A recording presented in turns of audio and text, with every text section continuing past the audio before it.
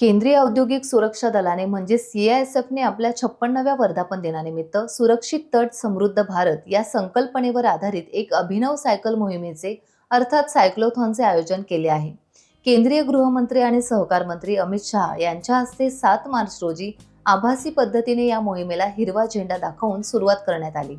गुजरातमधून या सायकल रॅलीला सुरुवात झाली असून 21 मार्च रोजी रॅली कोकणातील लोणेरे येथे दाखल होईल। पुढे दापोली आणि दाभोळहून 22 मार्च रोजी रत्नागिरीत या रॅलीचं आगमन होणार आहे। कोकणात जागोजागी रॅलीचे जोरदार स्वागत करण्याची तयारी करण्यात आली आहे।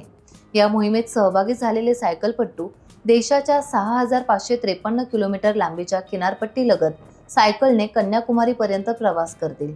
या मोहिमेत केंद्रीय औद्योगिक सुरक्षा दलाचे 125 कर्मचारी सहभागी आहेत। यामध्ये 14 धाडसी महिला सायकलपट्टूंचा देखील समावेश आहे।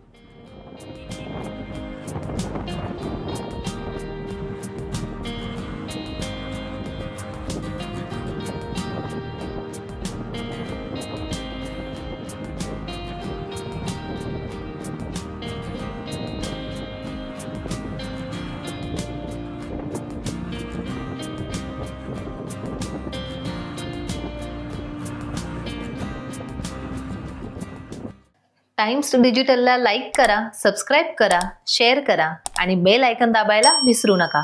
पाहत रहा टाइम्स डिजिटल।